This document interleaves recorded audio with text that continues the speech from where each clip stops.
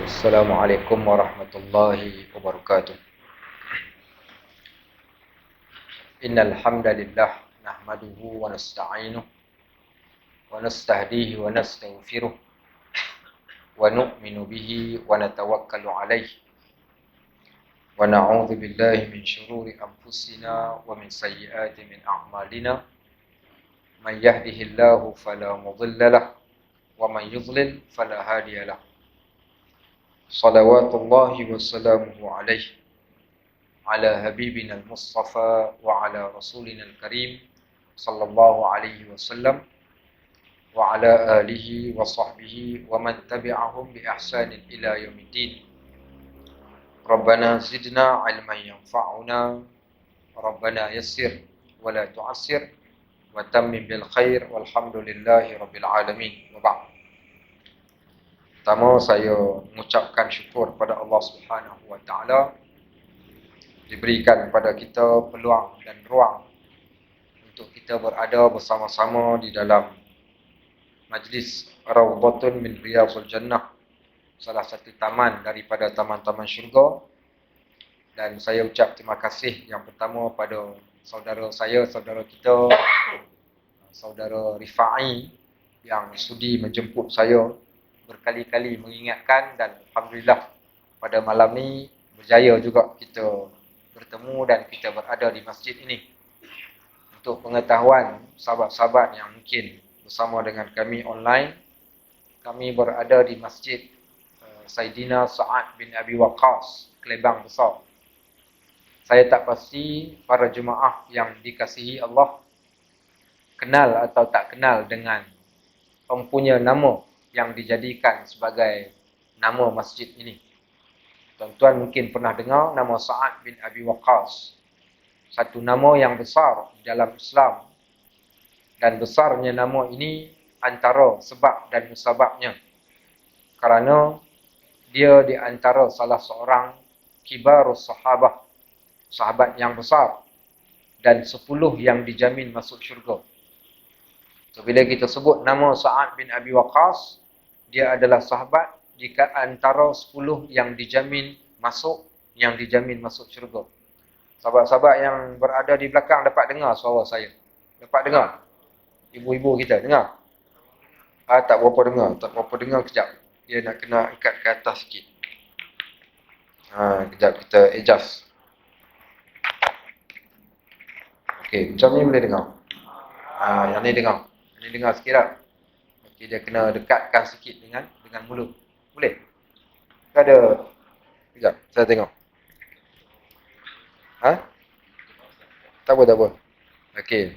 Dia orang ni banyak peralatan. Itu tak apa. Itu lagi senang. Okey, sekejap kita. Ya, ibu-ibu kita kalau ramak tak nampak batang hidung ustaz, boleh main dekat sikit. Minta saudara ataupun muslimin berikan sedikit laluan pada bonda-bonda kita yang nak ke hadapan. Kalau kat belakang mungkin tak nampak. Boleh? Oh ya. Okey, tak apa, saya pegang pun tak apa. Okey, saya pegang macam ni pun okey je. No problem. Boleh? Okey. Tu pun tak apa, yang ni tak apa. Boleh on tu. Ni okey sikit. Boleh tak apa. Bismillah. Okey. Ada dengar? Dengar? Dengar, alhamdulillah. Okey. So, ibu-ibu kita kalau nampak rasa terganggu disebabkan tiang-tiang dan pintu-pintu nak roboh tak boleh masjid. Okey, so boleh datang ke depan ataupun lebih dekat supaya dapat tengok. Baik, barakallahu fikum. Boleh datang dekat-dekat. Minta para muslimin berikan sedikit laluan kepada mereka, para muslimat. Ada satu kisah pernah berlaku di zaman Nabi SAW. Cerita dia, orang perempuan ni tak puas hati dekat orang lelaki.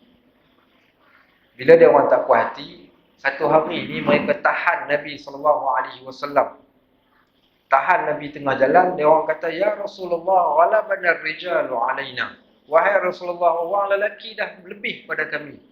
Orang lelaki boleh pergi sana, pergi sini, buat itu, buat ini. Kami duduk dekat rumah. Fakhtar lana yawman min nafsik. Boleh tak pilih satu hari di antara hari-hari engkau yang engkau free ajarkan kepada kami. Akhirnya Nabi SAW telah pilih satu waktu untuk diajarkan kepada para muslimat.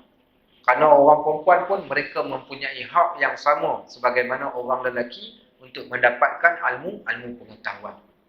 Baik, kita sambung balik apa yang kita sebutkan tu tadi. Kita berada di dalam masjid. Masjid ni nama Masjid Sa'ad bin Abi Waqqas. Malangnya dan ruginya tuan-tuan, kalau tuan-tuan jadi tetamu masjid ni, ataupun tuan-tuan selalu datang solat berjemaah di masjid ni, tapi tuan-tuan tak kenal si empunya nama Sa'ad bin Abi Waqqas. Tuan-tuan mungkin boleh ceritakan masjid ni berapa tahun dah? Lebih daripada 100 tahun ni. Masjid yang kita duduk ni, usia dia lebih 100 tahun. Tuan-tuan mungkin boleh ceritakan jenis kayu yang digunakan tiang masjid ni. Tuan-tuan mungkin boleh ceritakan pasal pintu masjid ni. Tapi yang penting sekali adalah nama yang tercatat pada masjid ni. Nama Sa'ad bin Abi Waqqas bukan satu calang-calang nama. Nama ini di antara nama yang hebat. Kerana nama ini dicatat di dalam sejarah Islam sebagai di antara salah seorang daripada 10 sahabat yang dijamin masuk syurga. Ini Sa'ad bin Abi Waqqas. Itu satu. Yang kedua, Sa'ad bin Abi Waqqas ini apa kelebihan yang dimiliki oleh Sa'ad bin Abi Waqqas? Sa'ad bin Abi Waqqas ini di antara salah seorang, kalau orang tanya kepada kita soalan. Kalau ada orang tanya soalan, darah siapa yang mula-mula sekali mengalir di dalam Islam? Siapa yang darahnya mula-mula sekali mengalir di dalam Islam? Maka jawapannya adalah darah Sa'ad bin Abi Waqqas. Dialah orang pertama yang darahnya mengalir di dalam Islam. Kenapa darah dia mengalir? Kalau budak-budak muda kita pada hari ini jatuh motor pasal berlumba. Ataupun kalau kita ni hari ni mungkin sebab main pisau, main sabit, main pedang ke main apa-apa. Ataupun kita pada hari ni mungkin luka, adapun darah mengalir disebabkan kerana sesuatu benda. Sa'ad bin Abi Waqqas mengalir darahnya disebabkan kerana solat. Dia di antara sahabat yang pernah bersolat di hadapan Kaabah, datang musyrikin Mekah, pegang tulang unta dan dipukul pada bahagian kepalanya sehingga berdarah kepala dia. So dicatatkan di dalam sejarah Islam, Sa'ad bin Abi Waqqas adalah darah pertama yang mengalir di dalam Islam. Baik, yang ketiga berkaitan tentang Sa'ad bin Abi Waqqas radhiyallahu an. Beliau juga di antara sahabat Nabi sallallahu alaihi wasallam yang pernah ingin mewakafkan seluruh harta dia kepada Islam. Ketika mana Fathu Mekah, dia pernah jatuh sakit. Saat ketika dia jatuh sakit, dia diziarahi oleh Nabi SAW. Waktu dia tengah sakit teruk ni, kemudian kata dia kepada Nabi SAW, "Ya Rasulullah, aku wakafkan semua harta aku kepada engkau, ya Rasulullah, kepada Islam." Nabi kata, "Tak boleh. Kalau tak boleh, aku bagi setengah lah aku ambil." Nabi kata, "Setengah pun tak boleh, banyak." "Baik, kalau tak boleh setengah, aku berikan 1/3 daripada harta aku." Kata Nabi SAW, 1/3 pun banyak, tapi boleh. Ni Sa'ad bin Abi Waqqas ni.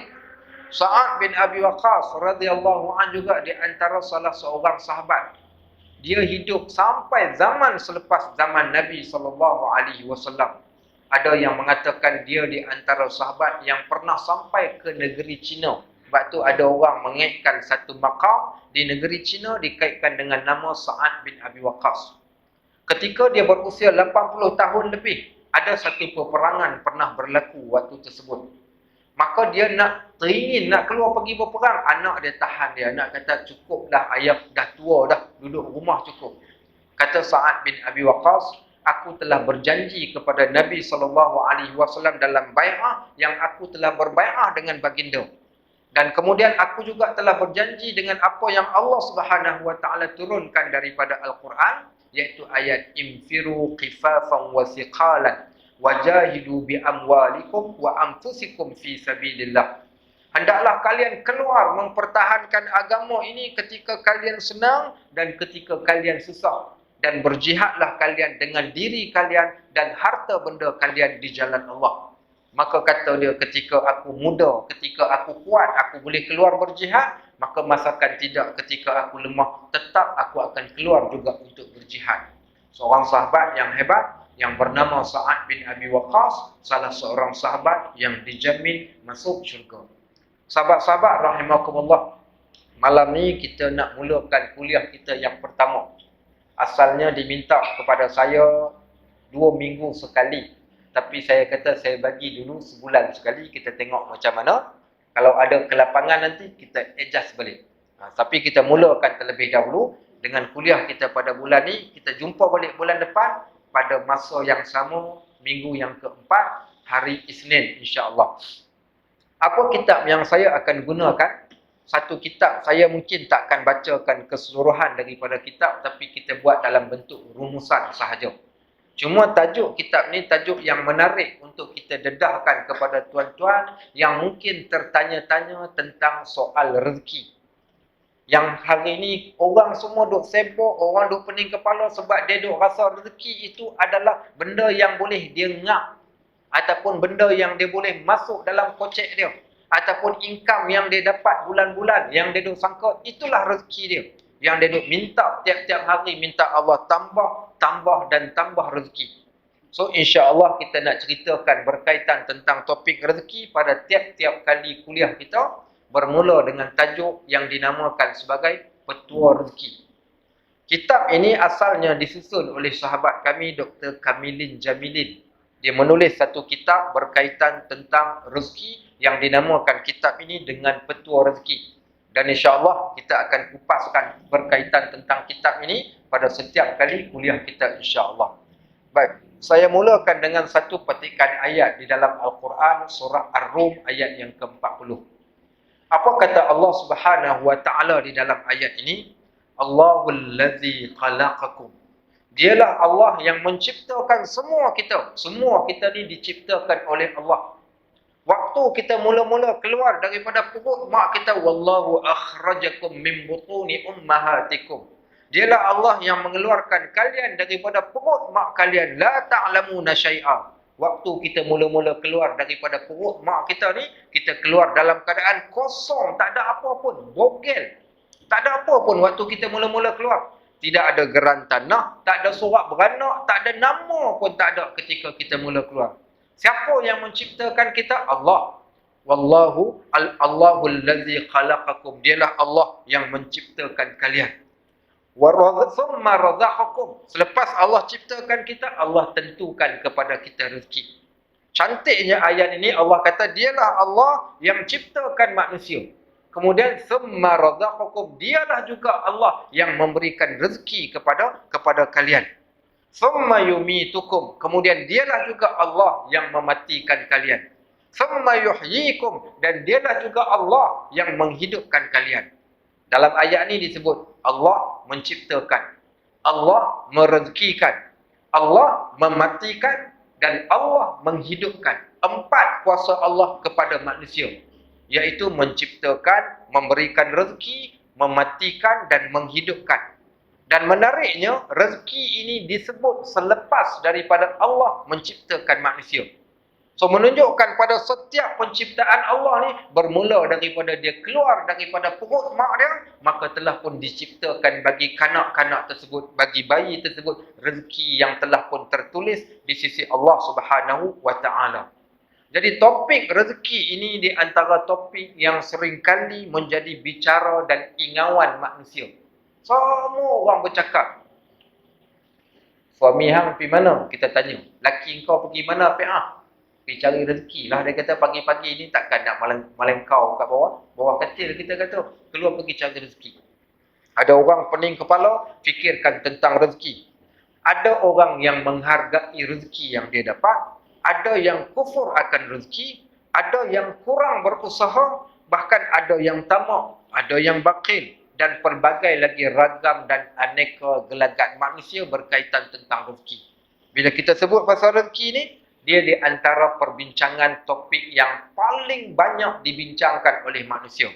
Bila kita ceritakan tentang rezeki, ada orang yang amat menghargai rezeki. Seumpama mak-mak kita di zaman dahulu. Ayah-ayah kita, mak-mak kita yang ada dalam masjid ni, mungkin masih ingat. Seingat saya, anak-anak yang lahir tahun 2000 ke atas, jarang dengar perkataan ini disebutkan oleh mak masing-masing. Kami yang lahir 40 tahun yang lampau, maka selalu disebutkan pada kami ketika kami makan. Apa yang mak kita sebut? Nasi makan bagi habis. Pantang tok nenek aku orang membazir. Kita tanya, tak larang nak habis dah kenyang dah mak. Dia kata, kau jangan buat macam tu nak, oi, kesian. Nasi tu menangis kang. Nasi boleh menangis. Mak kita cakap dekat kita. Kita pun baru kepala duk tengok kelebek kok mana nasi ni menangis. Mak kita cakap nasi menangis. Pasal apa dia cakap macam tu dekat kita? Pasal dia nak didik kita menghargai rezeki sebiji beras. Bukan senang nak dapat sebiji beras. Menghargai rezeki tersebut, dia minta kita makan, jangan ditinggalkan. Cuma menariknya, mak-mak kita dulu dia mungkin kurang ilmu.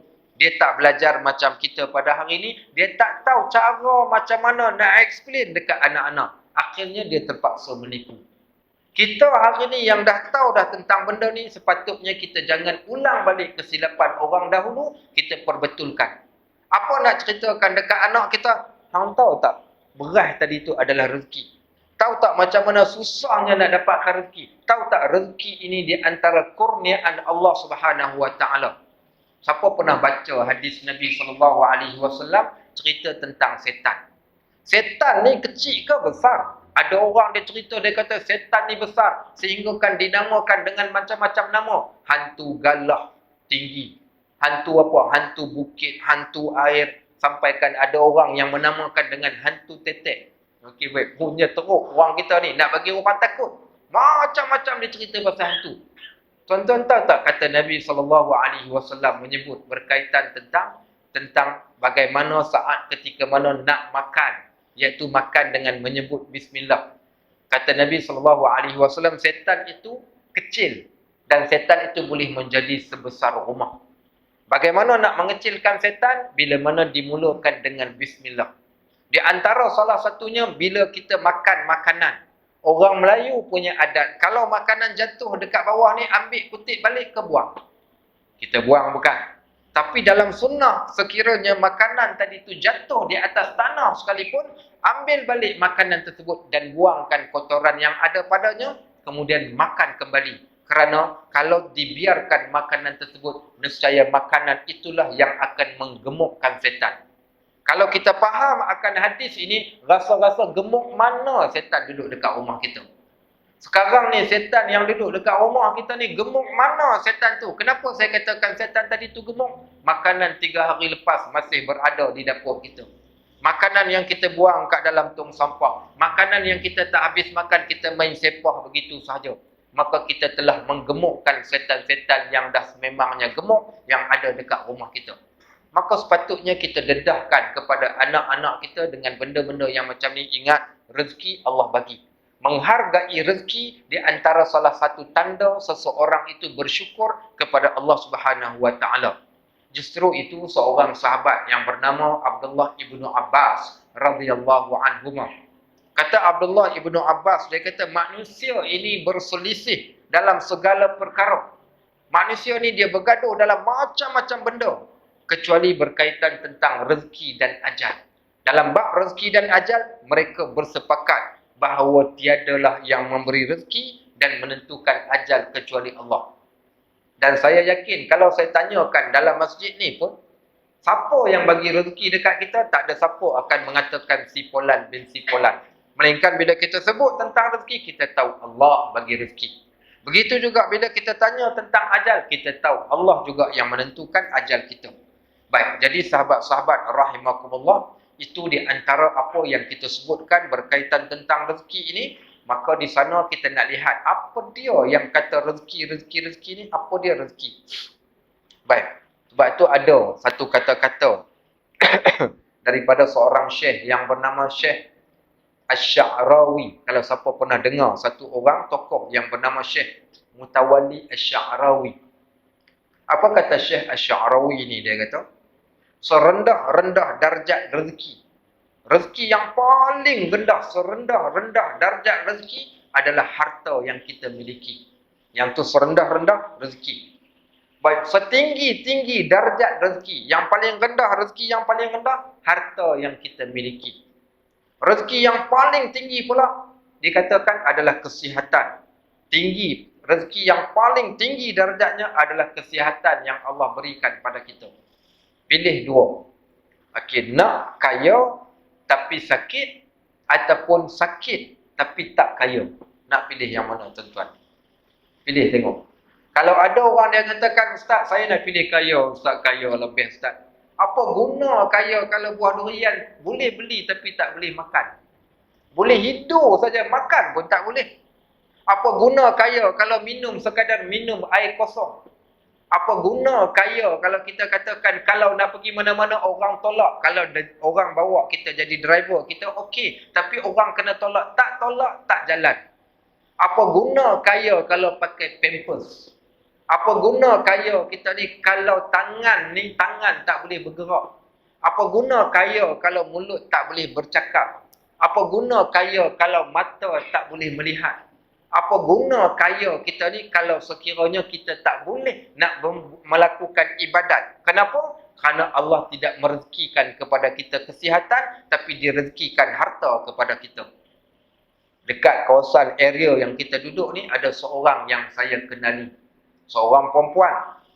Perempuan ni dia ada juga duk ikut kuliah saya di beberapa tempat. Lebih kurang sekitar 10 tahun yang lampau cerita ni. Satu hari saya berceramah di satu masjid berdekatan dengan kawasan ni juga. Waktu nak keluar daripada masjid ni, jumpa dengan makcik ni. Makcik ni keluar, tiba-tiba nampak dia pakai tongkat. Bila nampak dia pakai tongkat, sebelum ni dia tak pakai. Saya pun gatai mulut, pergi buat ramah orang panggil. Kita pun tegur makcik. Pak abang, makcik. Dia kata, sihat Ustaz. Macam ni lah Ustaz. Sihat orang tua. Dia kata, terbaik. Alhamdulillah. Saya kata, kalau sihat Alhamdulillah, maksud dia kata sihat orang tua ni macam ni lah Ustaz ni lutut baru operate. Tapi dia kata itulah tak berapa nak kuat sangat. Tapi boleh Alhamdulillah boleh mai ke masjid. Saya pula gatai mulut lagi pergi tanya dia pula. Makcik semayang macam mana? Sebab bila dia tengok dia dah pakai tongkat. Kita tanya makcik semayang macam mana? Apa jawab makcik ni? Dia kata Ustaz, tiba-tiba bila saya tanya pasal semayang ni, dia menangis macam budak-budak. Duk hu menangis. Saya kata makcik, saya apa makcik? Dia kata, Ustaz, dia kata, 2 tahun dah Ustaz. Dia tanya, apa yang 2 tahun? 2 tahun dah Ustaz, dahi ni tak boleh sujud ke atas lantai. Menangis dia pasal dahi tak boleh sujud ke atas lantai. Hari ni kita mungkin tak rasa apa-apa bila kita masih lagi sihat. Kita boleh sujud dengan elok, kita boleh rukuk dengan elok, kita rasa kita okey. Satu hari kelak, tanya orang yang hanya solat dekat atas kerusi. Ceritanya orang yang dah tak boleh sujud lagi dah. Bagaimana menghargainya nikmat orang yang mampu solat dalam keadaan bersujud. Umirtu an asjuda ala sab'ati a'zamin. Kata Nabi SAW, aku diperintahkan untuk sujud dengan 7 anggota sujud. Macam mana 7 anggota sujud? 2 kaki, 2 lutut, 2 tapak tangan 6. Dan ini kata Nabi SAW. Orang yang solat di atas kerusi dia tak boleh sujud. Waktu tersebut baru dia tahu betapa nikmat sihat sehingga membolehkan kita dapat turunkan kepala kita sujud. Rupa-rupanya sujud itu adalah satu nikmat yang amat besar. Hari ini kita tak rasa. Sebab tu kita katakan kesihatan adalah setinggi-tinggi darjat rezeki yang Allah Subhanahu Wa Taala berikan kepada kita. Ada seorang hamba Allah sakit di hospital. Saya cerita ni orang kawasan ni juga. Jadi isteri dia beritahu, kata Pak Haji dah masuk hospital Ustaz. Kalau boleh Ustaz tolonglah pergi ziarah sebab suami saya ni nak jumpa Ustaz. Saya pergi ziarah ke hospital Hospital Putra. Waktu pergi jumpa ni, dia tengok kita ni dia dah mengalir dah air mata. Baik kita pergi pegang tangan dia, pegang tangan kita ni dengan erat. Saya tanya isteri dia, saya bercakap dia dengar. Dia kata boleh dengar, cuma dia bercakap tak berapa nak pasti apa dia sebut tu. Pertuturan dia. Baik apa saya buat dekat dia, saya pergi dekat dia, saya bacakan. Saya kata, Haji, ikut saya baca. Saya baca, dengar dan ikut. Kita baca surah Fatihah, kita nampak lidah dia duk naik turun, maknanya dia ikut. Kita baca surah ayat kursi, dia ikut. Kita baca surah-surah pendek, dia ikut. Bayangkan tengok, maknanya kalau tanpa bantuan orang, dia tak mampu nak baca. Dia memerlukan seseorang. Punca kerana kesihatan Allah telah tarik nikmat kesihatan tu tadi, tak boleh nak buat apa. Orang yang saya pergi ziarah ni bukan calang-calang orang. Dia di antara orang yang kaya. Dia boleh duduk dekat hospital 1 bulan pun tak ada masalah dekat hospital swasta. Dia pakai kereta yang besar, rumah dia rumah yang banglo. Tapi saat ketika terbaring pada waktu tersebut, kita akan dapat tahu rupa-rupanya rezeki kesihatan itu di antara rezeki yang paling terbaik. Rezeki yang paling terbaik. Baik, maka setinggi-tinggi darjat rezeki adalah kesihatan. Ada lagi, tak habis lagi. Kata Syekh Asy-Sya'rawi, dia kata, sebaik-baik rezeki pula. Okey. Serendah darjat rezeki, harta yang kita ada hari ini. Setinggi-tinggi rezeki, kesihatan. Sebaik-baik rezeki yang kita ada pada hari ini adalah anak yang soleh. Pasal apa anak yang soleh ni adalah rezeki? Ruginya orang yang Allah rezekikan kepada dia anak. Dia abaikan anak dia. Dia pulun duk pergi cari rezeki dan dia biarkan anak dia kerana dia merasakan anak itu bukan rezeki. Sebab yang dia duk rasa rezeki ni duit, income yang duk masuk dalam poket dia. Dia duk rasa rezeki ni saham dia yang melonjak naik. Dia duk rasa rezeki ni apa saja harta yang dia telah kumpulkan. Itu yang dia rasakan rezeki. Adapun anak dia, maka dia tak anggap anak tadi itu sebagai rezeki. Bahkan kadang-kala keluar daripada mulut bapa ataupun mak yang membela anak ni, kecil-kecil tak nak mampus, besar menyusahkan orang. Kalau aku tahu engkau nak jadi macam ni, aku dah penyet hidung kau waktu kecil dulu biar mati. Ni kata mak ni bila dia tengah marah ni. Dia tak tahu betapa anak ini kalau dia didik dengan cantik, dengan molek anak ni, anaknya akan menjadi satu rezeki yang amat besar. Tuan-tuan, saya ceritakan beberapa malam yang lalu di satu tempat. Kita balik ziarah mak kita kat rumah. Bila balik ziarah mak kita dekat rumah ni, satu hari dia kata aku ni rasa-rasa kalau boleh lah, dia kata aku tak maulah Allah panjangkan umur. Kita pun tanya pasal apa mak cakap macam tu. Dia kata aku tak nak umur panjang. Kita tanya pasal apa? Dia kata aku takut. Takut apa? Dia kata yang pertama, dia kata Allah sebut dalam Al-Quran dalam surah Yasin, wa man nu'ammiruhu nunakkishu fil khalqi afala yaqilun. Siapa yang kami panjangkan usia dia, Allah akan kembalikan balik dia kepada keadaan asal. Apakah kamu memikirkan? Maknanya kalau umur panjang, Allah kembalikan balik kita sebagaimana asal. Jadi lemah kita. Macam kanak-kanak, macam baby, pakai pampers. Umur 70 tahun ada di antara sahabat kita yang dah pakai pampers. Umur 70 tahun ada di antara sahabat kita yang makan bersuap. Makan bersuap bukan sebab isteri dia sayang, tapi sebab dia dah sakit. Ada yang berusia 70 tahun, ingatan dah lost. Pada waktu tersebut, dia dah terkena penyakit nyanyuk. Ada yang 70 tahun, sebelum 70 tahun pun ada. Apa yang berlaku dekat dia, dia dah mula kencing dan berak, tak boleh tahan lagi dah. Tiba-tiba kencing. Saya banyak kadang kalau duk bawa jemaah umrah, dia main bisik dekat telinga baru-baru ni, Ustaz, Pak Haji kencing tak terasa. Pak Haji pakai ihram, boleh tak Pak Haji nak pakai pampers? Saya kata, boleh Pak Haji. Minta maaf lah Ustaz. Saya kata, saya tanya tapi jangan cerita dekat orang. Ada orang yang sampai macam tu. Jadi mak saya ni dia takut. Apa yang aku takut? Dia kata, aku takut nanti kalau aku dah tua, kamu anak yang soleh ni, sekarang kamu boleh jadi soleh pasal aku masih sihat. Aku takut nanti kalau Allah uji aku dengan kesakitan, nyanyuk dan sebagainya, maka anak-anak yang soleh tak tentu lagi boleh kekal soleh. Takut anak-anak yang tak mampu nak bela kita tadi, dia bertukar daripada soleh jadi anak yang derhaka disebabkan kerana kita. Tapi kalau bukan kerana ilmu dan bukan kerana apa yang dididik kita oleh mak bapak kita, belum tentu. Bapak saya sakit 2 minggu masuk ke hospital. Bila dia masuk ke hospital ni, kita tak pernah bayang macam mana tai orang dewasa. Tuan-tuan, tai orang dewasa busuk. Kalau tanpa ilmu yang kita belajar, disebabkan mak ayah kita hantar kita belajar agama, kalau tanpa kasih sayang yang mak ayah kita bagi dekat kita, takkan mampu seorang anak pergi basuh berak mak ayah dia ketika mak ayah dia dah tua. Mak ayah kita boleh basuh berak kita ni, tapi kita nak pergi basuh berak mak ayah kita ketika dia tengah sakit, dia berak. Dia berak pula, dia punya bau amat kuat. Kita nak pergi buka pampers, nak pergi lap pakai wipe pula, kemudian nak basuh lagi, kemudian kita nak mandikan. Kalau tanpa iman dan tanpa ilmu, kita takkan buat. Sebab itu untunglah sesiapa yang telah meninggalkan satu legasi. Dia tinggalkan anak yang soleh walaupun dia mati 1000 tahun. Tetapi anak yang soleh tadi mampu memberi bekas pada keadaan dia ketika berada kat dalam kubur. Sampailah dia pergi kepada akhirat nanti. Sebab itu, di antara tanda anak-anak yang soleh. Macam mana nak kenal anak yang soleh? Simple saja nak kenal anak yang soleh. Nak kenal anak yang soleh adalah waladun salihun yad'aulah. Seseorang yang meninggalkan anak dan anaknya sentiasa mendoakan ibu bapaknya ketika hidup dan selepas mati, itu tanda anak-anak yang soleh. Siapa yang dapat anak yang soleh, subhanallah, nescaya dia telah mendapat sebaik-baik rezeki yang Allah Subhanahu wa taala berikan kepada seseorang. Baik, dia kata lagi, dia kata rezeki yang paling sempurna. Okey, ingat balik, kita sebut balik. Yang pertama, darjat rezeki paling rendah, harta. Okey, kemudian yang kedua, setinggi darjat rezeki adalah kesihatan. Yang ketiga, sebaik-baik rezeki adalah anak yang soleh. Keempat, rezeki yang paling perfect, rezeki yang paling sempurna apa dia?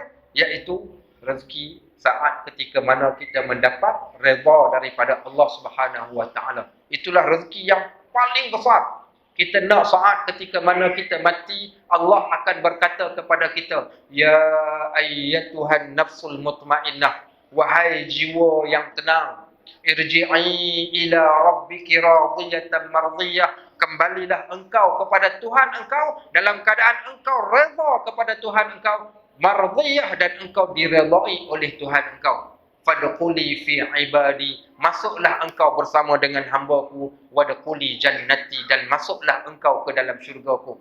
Tidak ada rezeki yang paling sempurna melainkan rezeki saat kita mendapat redha daripada Allah. Apa guna kita kaya, Allah tak redha dekat kita?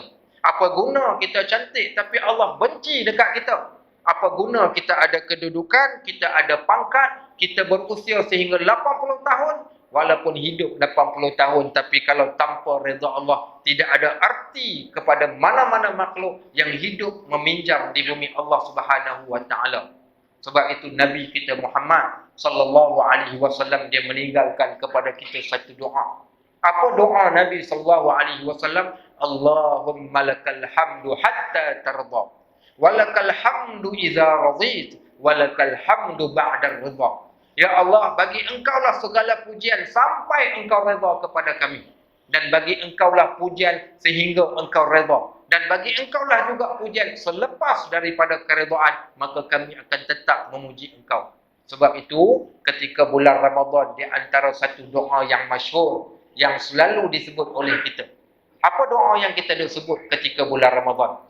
Allahumma inna nas'aluka ridhaka wal jannah. Kita minta pada Allah, ya Allah, kami memohon redha-Mu ya Allah, dan syurga. Sepatutnya mintalah syurga dulu, tapi tak, kita lebih memohon kepada redha. Tempat pertama, selepas redha barulah syurga. Karena kita tidak akan dapat pun masuk ke dalam syurga melainkan melalui redha daripada Allah Subhanahu wa taala. Maka inilah sebaik-baik rezeki yang paling perfect adalah saat ketika mana kita mendapat redha daripada Allah. Tapi daripada 4 jenis rezeki yang kita ada tadi, rezeki mana hak kita paling appreciate, yang kita duk kejar sangat-sangat? Kita duk cari rezeki hak paling rendah nilainya di sisi Allah. Rezeki apa? Duit, duit, duit. Harta, harta, harta. Yang itulah sanggup putus saudara hanya disebabkan kerana tanah sekangkang kerau. Sanggup bergaduh adik-beradik hanya disebabkan kerana ratusan ataupun ribuan ringgit sahaja. Sanggup putuskan. Tak peduli lagi dah larangan Allah. Tak peduli lagi dah ancaman yang Nabi SAW sebut. Sebab tu saya pernah sebut di satu ketika, satu masjid ketika bulan Ramadan. Saya sebut dekat jemaah yang datang, saya kata, tuan-tuan, siapa yang buat macam ni tak payah berdoa pun tak apa, sila keluar daripada masjid ni. Siapa yang buat benda perangai macam ni, saya kata, tak payah pun pergi umrah, tak payah duduklah depan Kaabah sekalipun, kalau dia berdoa, Allah takkan terima doa dia. Siapa orang ni? Orang yang memutuskan hubungan silaturahim. Kenapa memutuskan silaturahim? Hanya disebabkan kerana motor sebiji? Memutuskan silaturahim hanya disebabkan sebiji kereta, memutuskan silaturahim hanya disebabkan tanah sekangkang kera, dan kesan daripada orang yang memutuskan silaturahim, dua perkara, doa menjadi tidak mustajab. Dua orang ni kalau dia buat perangai macam ni, dia doa 3 malam berturut-turut sekalipun, doa dia takkan diangkat naik ke langit dan amalannya tidak akan diterima oleh Allah. Yang pertama adalah orang yang melakukan syirik kepada Allah, dan yang keduanya adalah orang yang memutuskan silaturahim. Orang yang syirik pada Allah, dia buatlah kebaikan macam mana pun Allah takkan terima. Dan orang yang memutuskan silaturahim, maka dia buatlah apa-apa amalan sekalipun, nescaya Allah tidak akan angkat amalan dia, dan doa dia juga tidak akan jadi doa yang mustajab di sisi Allah Subhanahu Wa Taala. Rugilah kita. Hanya disebabkan kerana darjat rezeki hak paling rendah ni menjadi rebutan, kita lupa akan rezeki yang baik itu bukan hanya sekadar harta, tetapi rezeki yang baik itu juga adalah kesihatan. Rezeki yang baik juga adalah anak yang soleh. Rezeki yang baik juga adalah keredaan Allah Subhanahu Wa Taala. Bahkan di sana banyak lagi cabang-cabang rezeki yang insya-Allah nanti kita akan sebutkan. Baik, sahabat-sahabat rahimakumullah. Kita dah sebut banyak kali dah perkataan rezeki, bukan? Sekarang kami nak tahu, disebut rezeki-rezeki tu apa benda yang dinamakan rezeki ni? Baik sajalah saya nak tanya tuan-tuan lah. So biasa kalau siapa pernah ikut kuliah saya, siapa yang duduk depan tu menjawablah, dia kena tanya. Tapi saya nak nampak gaya malam ni, saya nak tanya hak orang pakai baju warna hijau dulu rasanya. Okey. Bos kita. Baik. Tak apa, salah tak apa. Sat lagi kita perbetulkan. Untuk saudara Rifai kita, rasa-rasa apa takrifan rezeki lah, definisi rezeki yang faham. Bila kita sebut rezeki tu apa dia? Bila kita sebut saja rezeki tu, apa lintasan dalam kepala kita? Kurniaan Allah. Okey, baik. Dia kata rezeki itu kurniaan Allah, saya boleh terima, tu jawapan paling selamat. Pandai. Barakallahu fiik. Okey, baik. Baik, okey. Hampa jangan duk senyum. Okey, Cikgu Rauf, apa dia rezeki? Yang rasa-rasa lah. Bila sebut rezeki tu apa dalam lintasan dalam kepala? Sesuatu yang boleh dibawa kepada kebaikan. Okey, so sesuatu yang boleh dibawa kepada kebaikan, tu kata dia adalah rezeki. Baik, yang ni Bilal kan ni? Bukan? Okey, sudah jawab tengok. Rezeki adalah apa yang boleh dimanfaatkan. Okey, rezeki adalah apa yang boleh dimanfaatkan. Hak ni betul. Okey, baik. Pasal apa saya kata betul? Ada orang kata, bila kita katakan rezeki tu apa? Dia kata hak ada geran tu rezeki lah tu. Hak aku punya. Dia kata belong tu. Itu rezeki. Contohnya orang tanya, ni siapa punya ni botol ni? Dia kata ni saya punya ni. Pasal apa saya punya? Dia kata saya ada tulis nama kat situ. Baik. Tanya pula kereta ni siapa punya? Dia kata saya punya. Duit ni siapa punya? Saya punya. Baik. So kita duk anggap rezeki ni benda yang ada dalam kocek kita, yang kita miliki. Sebenarnya salah. Siapa yang mengatakan rezeki itu adalah semua benda yang kita miliki, maka dia adalah definisi yang salah. Kenapa kata begitu? Al-Imam di dalam kitab Jawharatul Tauhid, dia telah menyebut dalam bentuk qasidah ataupun syair. Dia kata ar-rizqu 'inda qaumi ma bihin tufik wa qila la bal ma mulik wa mattubik wa yarzuqullahu al-halala fa'lama wa yarzuqul makruhu wal muharrama. Apa kata dia? Yang dikatakan rezeki itu bukanlah sesuatu yang kita miliki. Berapa banyak benda yang hari ni kat dalam dunia kita miliki benda tersebut, tapi akhirnya benda yang kita miliki menjadi milik orang. Asal milik kita, tapi boleh berpindah pergi kepada milik orang. Contoh saya katakan ni air saya bawa daripada rumah. Tapi tiba-tiba saya tertinggal dekat sini, ada orang ambil dan minum. Maknanya, walaupun milik saya, kadang-kadang dapat dekat orang lain. Baik, contoh kita katakan kita dapat gaji. Gaji berapa? RM3,000 satu bulan. Kita kata Alhamdulillah, syukur ya Allah di atas rezeki pemberianmu. 3,000 ni balik-balik ke rumah, dia kata bang, bil telefon 200 saya punya belum bayar. Cabut 200 pergi bagi. Dia kata bang, sewa kereta belum bayar lagi. Cabut pula lagi 300 bagi. Bang, dia kata yang ni pula ni belum lagi. Bayar. Last sekali tinggal dalam poket kita RM100. RM100 dalam poket tu pun belum lagi jadi rezeki. Bila jadi rezeki? Ar-rizqu 'inda qaumi ma bihin tufik.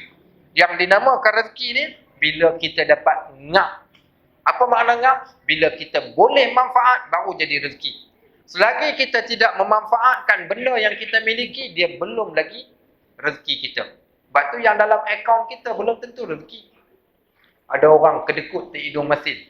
Tahu kedekut di hidung masin? Kedekut, ya Allah, kedekut. Orang datang minta. Ada seorang hamba Allah, isteri dia main mengadu. Dia kata, Ustaz, saya nak tanya ni riba ke tak riba? Saya kata, apa dia ni riba tak riba ni? Dia kata, Pak Haji ni kedekut Ustaz. Jadi adik-beradik dia datang main nak pinjam duit. Mula-mula tu dia tu memang tak bagi. Saya pujuk, dia bagi. Bila dia bagi, dia pesan dekat adik-beradik dia ni, aku beri kepada engkau tempoh sekian, cukup masa datang dan pulangkan balik duit. Tarikh yang dijanjikan, adik-beradik saudara dia yang pinjam duit ni, mai pulangkan balik duit tu. Kemudian ketika pulangkan, dia kata banyak cantik muka hang. Dia kata, hang tahu tak duit ni kalau aku masuk dalam tabung haji dah beranak pinak. Engkau pinjam dekat aku banyak ni, kau bagi balik dekat aku banyak ni. Sepatutnya engkau kena bagi sekali dengan bunga dia sekali. Itu yang kata jenis kedekut ni. Akhirnya apa berlaku tuan-tuan? Apa yang berlaku dekat orang yang macam ni, dia rasa dengan dia kedekut tadi tu dia akan untung. Baik, kata Imam Al-Ghazali, musibatan. Dua musibah yang akan terkena kepada orang yang memiliki sesuatu tapi dia kedekut. Dia kata dua musibah yang akan terkena pada orang yang memiliki harta dan dia tak sedar sebenarnya pemilikan itu belum tentu jadi rezeki dia. Jadi dia duk rasa kedekut sangat tak nak lepaskan harta dan benda dia ni, maka musibah yang akan berlaku kali pertama adalah apa dia? Seumpama kita katakan seorang lelaki. Musibah yang pertama apa dia? Musibah yang pertama bila dia mati, semua harta dia ni akan pergi kepada siapa? Pergi kepada waris dia. Kau suka kau tak suka, mati tak boleh bawa harta. So jadi rezeki siapa? Bukan rezeki dia, rezeki waris dia. Baik, kemudian yang keduanya pula, apa berlaku lagi? Yang keduanya, soalan tidak ditanya kepada waris, tetapi soalan ditanya kepada si pemilik yang asal. Contoh macam ni lah. Tuan-tuan bekerja 30 tahun. Duit terkumpul dalam EPF 100,000. Hari terakhir bekerja, pergi dekat EPF, cik, saya nak keluarkan semua 100,000 ni. Keluar 100,000, 99, transfer masuk ke dalam akaun bank, 1,000 masuk dalam poket. Tapi jenis kedekut di hidung masin, dia dapat 1,000 ni, dia balik, dia singgah pasar malam. Singgah pasar malam, dia cabut RM50. So dalam poket baki, 950, RM50 dia beli durian sebiji. Bukan bawa balik makan ke rumah, makan dekat tepi jalan pasal kedekut. Makan buah durian, tiba-tiba masuk ulas yang ketiga, tertelan biji durian, mati dekat tu. Baik. Bila dia mati, apa akan berlaku dekat dia? Allah tak tanya kepada dia RM50 yang dia belanjakan. Allah takkan tanya 950 yang tinggal dalam poket, tetapi Allah akan tanya 100,000 yang dia dapat. Maka dua musibah ni. Musibah pertama, semua dapat kat adik-beradik. Musibah yang kedua berlaku dekat dia adalah apa? Iaitu musibah yang kedua, soalannya Allah tak tanya yang dia makan, tetapi Allah akan bertanya yang dia miliki keseluruhannya. Maka itulah musibah yang akan berlaku. Sebab tu kita katakan, rezeki bukanlah yang dimiliki, tetapi rezeki yang dimanfaatkan. Betapa banyak benda yang ada di dalam tangan kita akhirnya menjadi rezeki orang yang lain. Baik, maka perkataan rezeki ini berasal daripada kalimah bahasa Arab, iaitu kalimah razaqa. Razaqa, orang yang bernama Abdul Razak. Okey, razaqa iaitu 3 huruf akar yang membawa maksud pemberian ar-rizq. So ar-rizq adalah pemberian. Ar-rizq adalah pemberian.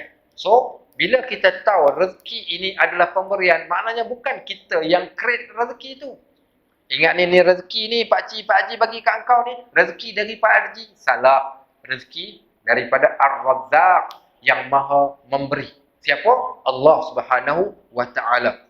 Justru rezeki itu tidak terhad. Okey, tidak terhad kepada benda yang material yang tertentu semata-mata. Contoh, ada orang kata rezeki tu RM1, tak terhad pada wang RM1. Tak terhad pada tanaman, tak terhad pada emas, tak terhad pada ternakan, tak terhad pada hartanah. Bahkan rezeki juga termasuk pakaian, makanan, minuman, bahkan ilmu pengetahuan juga termasuk rezeki. Contoh, Allahumma rzuqna fahman nabiyyin. Ya Allah, rezekikan kami mendapat kefahaman macam para nabi-nabi. So menunjukkan ilmu juga adalah satu rezeki. Contohnya lagi apa? Kesihatan adalah rezeki. Contoh lagi, kemasyhuran juga adalah rezeki. Contoh, kuasa adalah rezeki. Kedudukan adalah rezeki. Kecerdasan dan kepintaran juga rezeki. Mendapat sahabat yang baik juga adalah merupakan satu rezeki. Ada orang dia tak kaya, tapi alhamdulillah dapat jiran yang baik. Kejap-kejap cokodok, kejap-kejap lompang, tahu lompang. Kejap-kejap lompat tikam, kejap-kejap tai itik, kejap-kejap nasi dagang, kejap-kejap buah durian. Jiran yang baik, alhamdulillah. Baik. Dia mungkin tak ada rezeki boleh beli, tapi ada orang yang berikan pada dia. Saya pernah kali pertama pergi haji, kemudian saya minta doa di hadapan Kaabah. Ya Allah, rezekikan pada aku untuk aku datang ke rumahmu ini berkali-kali. Akhirnya Allah datangkan, kalau ikut duit yang kita ada, rasanya kita takkan mampu pergi. Kalau ikut rezeki yang kita milik ni, kita takkan mampu nak pergi ke Mekah, takkan mampu. Tapi sebab rezeki Allah yang bagi, Allah alirkan rezeki untuk pergi ke Mekah melalui poket orang lain. Sampai ke satu tahap kita dah terfikir, ya Allah, bilalah rasanya bila masa yang aku nak pergi Mekah ni dengan duit aku sendiri. Tapi kita fahamlah benda tu rezeki Allah bagi. Bila sembang dengan kawan-kawan, dia kata terima, benda tu rezeki Allah bagi. Walaupun melalui poket orang, tangan orang lain, tapi Allah nak berikan juga rezeki itu melalui kita. Baik, kami pergi umrah baru-baru ni. Bila buat perbincangan dengan syarikat travel ni, saya ceritalah, saya kata salah satu target, saya kata saya seronok dan suka kalau kita boleh sponsor orang-orang tertentu ni untuk pergi umrah. Dia kata boleh Ustaz. Ustaz carilah beberapa nama. Akhirnya kita cari beberapa nama-nama yang tertentu ni. Kita pilih mereka ni untuk pergi rezeki. Rezeki untuk pergi umrah. Maknanya asalnya dari segi kalau kelayakan tak layak, tak memiliki, tapi Allah alirkan rezeki itu melalui orang yang lain. Sebab tu kita katakan kadang kalau dapat sahabat yang baik, jiran yang baik, ilmu yang baik, kemudian dan apa sahaja yang boleh mendatangkan manfaat dunia dan akhirat kepada kita, maka itulah yang dinamakan sebagai rezeki. Sekarang rezeki apa yang kita dapat? Rezeki kita dapat berada dekat dalam masjid. Betapa ramai orang yang nak duduk kat dalam masjid tetapi mereka tak mampu, tapi Allah berikan kepada kita rezeki dan peluang untuk kita berada kat dalam masjid. Maka Allah yang memberi rezeki dinamakan dengan nama Ar-Razzaq. Allah yang memberi rezeki dinamakan dengan Ar-Razzaq. Ada seorang hamba Allah di satu masjid. Saya mengajar lama di masjid tu, saya ingat saya hampir 14 tahun masjid tu saya mengajar di Melaka ni lah. Satu hari ni saya duduk lihat ada seorang hamba Allah yang saya tak kenal. Bila saya mengajar, dia akan duduk di sebelah kiri macam ni lah, dekat dengan meja saya. Tiap-tiap hari ada muka dia. Sampailah satu hari dia datang, dia kata, Ustaz, nak berkenalan dengan Ustaz, boleh tak nak minta nombor telefon? Saya pun tulis, bagi dekat dia. Bermulalah episod, dia call, tanya khabar, minta pandangan, minta nasihat. Sampailah satu hari, dia luahkan perasaan dia. Dia kata, Ustaz, macam inilah. Dia kata, sebenarnya saya sebelum ini jahil Ustaz. 3 tahun saya terbaring ke atas katil, sakit stroke. Waktu terbaring tu barulah saya tahu rupa-rupanya datang ke masjid ni satu nikmat. Saya mula sedar diri, saya kata pada Allah, ya Allah, kalaulah engkau sihatkan aku kembali, insya-Allah aku akan datang ke masjid. Alhamdulillah Allah sihatkan dia pun main masjid. Ketika dia main masjid tu, selalu duduk kat depan lah. Kemudian satu hari ni dia call saya, dia kata, Ustaz, saya ni sebelum saya sakit, saya ni kontraktor kelas sekian. Saya dah hantar proposal saya dekat Ketua Menteri.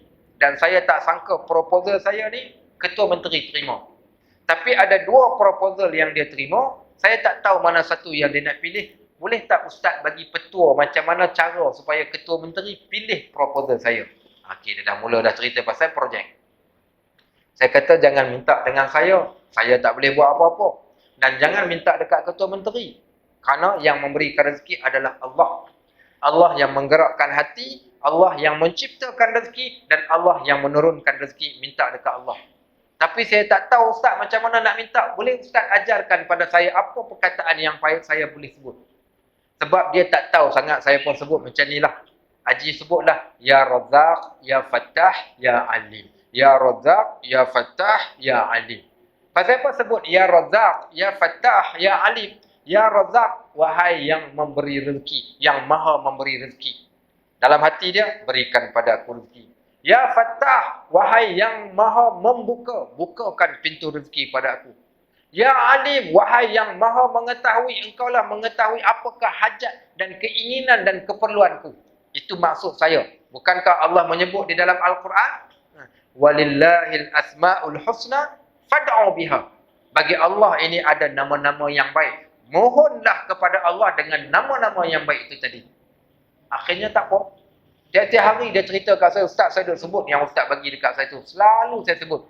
Sampailah qadarallahu wa ma syaa fa'al, Allah telah tentukan dia betul-betul dapat projek tu. Projek harga jutaan ringgit.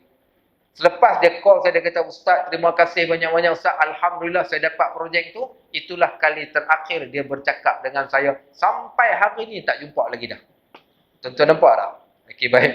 Pasal apa? Pasal dia rasa itu rezeki yang paling besar. Bila dia dapat, akhirnya rezeki itu menjauhkan dan menyebabkan dia lalai daripada Allah. Rezeki juga. Sebab itu ulama' ni membahagikan rezeki. Tidak semestinya rezeki yang kita dapat ni halal semua. Tak semestinya rezeki yang kita dapat ni semua halal. Ada kalau rezeki itu juga boleh menjadi rezeki yang haram. Ada kalau rezeki yang jadi kat kita ni rezeki yang makruh. Dan kadang kala boleh jadi rezeki yang halal. Seorang perempuan ikut kami pergi umrah. Kali yang ketiga ni, dia pergi umrah, dia pergi dengan saya. Pertama, kedua dengan orang lain. Waktu orang duk naik Jabal Rahmah, saya malah nak naik pasal kita dah naik selalu dah. Saya duk tunggu kat bawah bah. Saya tengok dia tak naik. Saya kata, kau tak naik? Dia kata, dah datang ni kali ketiga saya datang Ustaz. Lepas tu dia kata, Ustaz nak tanya sikit boleh? Tanyalah. Minta maaf lah, dia kata, Ustaz, saya ni, dia kata datang Mekah ni dah kali ketiga. Tapi saya tak tahulah apalah salah saya Ustaz. Tiga-tiga kali saya tak boleh buat umrah. Kali pertama, dia kata haid. Kali kedua, datang haid. Kali ketiga ni pun datang haid. Dia kata, Ustaz, saya siap sampai makan ubat. Kemudian kebetulan juga tarikh ni bukan tarikh saya datang haid. Tapi dia mai haid ketika saya berada di Mekah. Saya pun kata, saya pun tak tahulah. Saya kata, saya bukan pakar bab ni. Tapi kalau tanya pandangan, boleh tak saya nak bagi pandangan, tapi jangan terasa hatilah. Saya kata nanti akak balik ke Malaysia nanti, akak cuba cek balik. Daripada mana datang hasil rezeki yang akak dapat sehingga akak sampai ke bumi Mekah ni. Akak cek tengok. Saya bukan nak kata apa, tapi akak cubalah cek tengok. Akhirnya jawapannya, dia jawab dekat saya, dia kata memang betul Ustaz. Akak dapat daripada duit yang memang datang daripada sumber yang syubhah, yang meragukan. Saya kata barangkali Allah tak sudi nak terima hanya disebabkan kerana apa? Kerana adanya unsur haram ataupun syubhah tu tadi. Tuan-tuan ingat kisah seorang lelaki dalam hadis Nabi SAW tersesat di tengah padang pasir. Kenderaan hilang, apa pun tak ada lagi dah. Tak ada siapa pun yang dia boleh minta pertolongan. Apa dia buat? Dia pun angkat tangan memohon kepada Allah. Ya Rab Tuhan, tolonglah aku. Kata Nabi SAW, makanan dia makan haram. Pakaian dia pakai haram. Minuman yang dia minum haram. Fa'anna yustajabulah. Macam mana aku nak perkenankan dia? Nescaya tidak diperkenankan. Sama juga, dia mungkin dapat. Tetapi dapat dalam kemurkaan. Dapat dalam keadaan Allah tidak redha. Akhirnya, dia tak mampu pun untuk nak melaksanakan umrah dia. Tuan-tuan pergi ke Mekah. Siapa pernah masuk dalam Kaabah? Angkat tangan dekat sini yang lelaki. Pernah pergi Mekah? Pernah masuk dalam Kaabah? Tak pernah. Pernah pergi Mekah? Pernah masuk dalam Kaabah? Tak pernah juga. Baik, siapa pernah masuk dalam Hijr Ismail? Pernah masuk Hijr Ismail? Masuk dalam Kaabah lah tu. Hijr Ismail tu dalam Kaabah. Okey, baik. So bukan masuk dalam Kaabah apa segi tu. Hijr Ismail tu dah memang Kaabah dah. Pasal apa Hijr Ismail tu dalam Kaabah tapi dia balut hanya 4 segi tu saja, Hijr dia tak balut sekali. Jawapannya ketika mana puak Quraisy telah berlaku, Kaabah telah runtuh pada waktu tersebut. Bila Kaabah runtuh ni, mereka nak bina semula. Dan kata mereka, kita tak boleh nak bina rumah Allah ini dengan duit kita yang haram. Kita mesti kena cari duit yang halal. Bila cari duit yang halal ni, duit yang halal tidak mencukupkan untuk tutup sekali dengan hijr Ismail, maka hanya mampu ditutupkan sebelum hijr Ismail. Sebab itulah ditutup separuh daripada Kaabah tersebut dan hijr Ismail berada di luar. Sebab itu bila tawaf tak boleh masuk dekat celah-celah tu. Kerana celah-celah tu dikira dalam Kaabah. Sebab tu kalau kita pergi, orang tanya pernah masuk dalam Kaabah? Gila ke apa? Tak gila, boleh masuk. Ya ke boleh masuk? Boleh masuk. Hijr Ismail tu adalah dikira sebagai dalam Kaabah. Baik, so kadang-kadang kita katakan Allah tak bagi rezeki, apa boleh buat? So orang Arab ni akhirnya disebabkan rezeki halal tak cukup, dia hanya balut. Macam tu saja, dia tak balut sampai keluar. Kerana dia orang tak nak rezeki yang kita dapat ini tidak akan menjadi kekal. Yang kekalnya apa? Yang kekalnya adalah apa yang ada di sisi Allah. Sebab tu kita nak pandai buat modal rezeki yang kita dapat supaya rezeki ini dapat kita kutip balik di sisi Allah Subhanahu wa taala. Maka insya-Allah kita belum masuk lagi berkaitan tentang tips petua untuk mendapatkan rezeki. Cuma saya baru ceritakan dari segi definisi rezeki itu sahaja. InsyaAllah kita jumpa balik nanti kuliah kita yang next, kuliah kita akan cerita tentang ayat-ayat Al-Quran yang menyebut tentang rezeki. Bila kita faham ayat Al-Quran cerita tentang rezeki ni, saya yakin kita takkan risau sikit pun akan apa rezeki yang kita dapat. Kita takkan jadi risau lagi dah. Saya berhenti kerja, ramai orang kata, Ustaz, jangan gila Ustaz, jangan buat gila. Berhenti kerja nanti nak bayar kereta, rumah apa semua nak cari mana. Kita mula-mula rasa risau juga. Tapi bila kita telah baca buku-buku apa semua, kita rasa tak perlu pun kita nak risau. Kerana setiap rezeki, termasuklah rezeki anak kita ni, kita telah pun ditentukan oleh Allah. Satu pengalaman hidup lah, sekadar pengalaman. Saya tak pernah bermimpi nak duduk di Melaka. Tak pernah. Itu yang kita kata Allah nak bagi rezeki, kita tak tahu. Dan saya pun antara negeri yang saya tak pernah sampai ketika zaman saya belajar, Melaka, Johor, Negeri Sembilan. Saya tak pernah sampai. Melainkan setelah saya berusia 30 tahun lebih, baru saya sampai ke tiga negeri ini. Ceritanya hanya disebabkan satu harapan saya kepada Allah. Datang kampus-kampus yang ada di Malaysia ni pergi buat satu pameran pengajian di Malaysia, di Jordan. So jadi bila kita tahu orang Malaysia datang, kami pun tumpang sekaki pergi dan ziarah dekat kemah-kemah universiti-universiti yang pergi buat pameran dekat sana ni. Sampai dekat satu kemah, saya ingat saya waktu tu saya tahun 4 atau tahun 3. Ada satu kemah tulis MMU. Dia pun kata, mesti apa ni MMU? Saya pun singgah. Saya pun waktu singgah tu ada beberapa orang Arab dekat depan tu. Saya tengok ada seorang orang Melayu duk layan Arab ni dengan bahasa Arab. Dia cakap Arab, saya kata, oh fasih dia ni. Habis Arab tu jalan, dia pun pergi dengan dia. Assalamualaikum, salam. Saya pun cakap Arab dengan dia. Tahki Arab ente? Dia kata, na'am. Dia kata, ya, saya boleh cakap Arab. Tanya dia, when darasta? Belajar kat mana? Dia kata, belajar di Jordan. Oh, belajar di Jordan. Saya pun tanya, di universiti apa ni? Dia pun cerita, multimedia university. Cerita apa ni multimedia ni? Dia pun cerita. Last sekali, ni ustaz? Dia kata, ya. Mengajar apa? Bahasa Arab. Saya kata, seronoknya dapat jadi ustaz pensyarah, mengajar bahasa Arab dekat universiti. Waktu tu juga dalam hati saya, ya Allah, kalau ada rezeki bagi aku, ya Allah, berikan aku rezeki untuk berada di tempat ustaz ni. Sungguh Allah yang maha mendengar. Tak jadi pada tahun itu, tapi berlaku selepas beberapa tahun. Hanya dengan satu email yang dihantar, akhirnya saya tak sangka saya dapat berada di tempat ustaz yang asalnya mengajar di tempat tu bahasa Arab. Akhirnya saya berada di tempat dia. Hanya disebabkan dengan satu doa, akhirnya Allah lorongkan rezeki tersebut. Sama juga, umur 31 tahun, tak kahwin-kahwin. 31 tahun dah umur lagi. Orang tanya, bila nak kahwin? Kita pun gaul kepala, dalam akaun dah RM200. Tanya kawan, hang kahwin berapa? Dia kata 20,000. Saya tepuk dahi. Umur 31, nak cukup 20,000, saya kata mungkin umur 45 baru kahwin pun. Tapi dalam hati saya, ya Allah, ada rezeki, mudahkanlah perjalanan hidupku, berikan pada aku rezeki seorang isteri. Alhamdulillah, Allah datangkan dan Allah mudahkan kita untuk berkahwin sehingga kita berkahwin. Akhirnya saya datang ke Melaka sewa rumah dekat Taman Seri Selendang. Datang tu pakai kereta Wira buruk. Mak Gad pun dah jatuh dah kereta Wira pun. Okey, baik. Bawa satu tilam bujang, sewa rumah 2 tingkat, barang apa pun tak ada, cakap bergema dalam rumah. Tapi subhanallah, Allah yang menciptakan dan menjadikan rezeki. 2 orang, rezeki cara 2. Bertiga, rezeki cara 3. Berempat, rezeki cara 4. Allah tambahkan sedikit demi sedikit, maka rezeki kadang-kala bukan rezeki kita, rezeki anak kita dialirkan melalui kita untuk sampai kepada orang yang tertentu, termasuk mak ayah kita, termasuk jiran tetangga, termasuk juga orang-orang yang lain.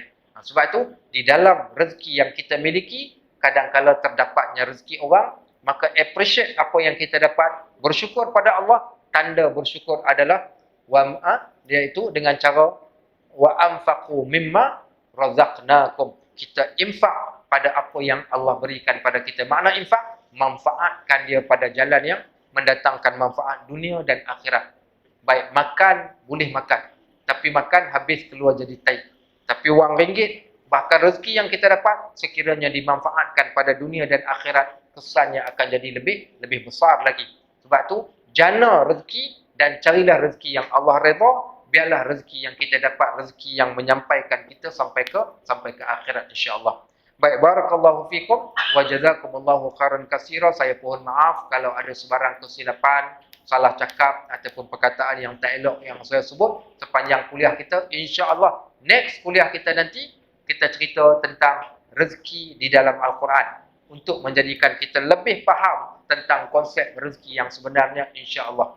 Barakallahu fikum, jazakumullahu khairan katsira. Subhanakallahumma wa bihamdik, asyhadu an la ilaha illa ant, astaghfiruka wa atubu ilaik. Wa sallallahu ala sayyidina Muhammad wa ala alihi wa sahbihi wa sallam. Walhamdulillahi rabbil alamin. Wassalamualaikum warahmatullahi wabarakatuh.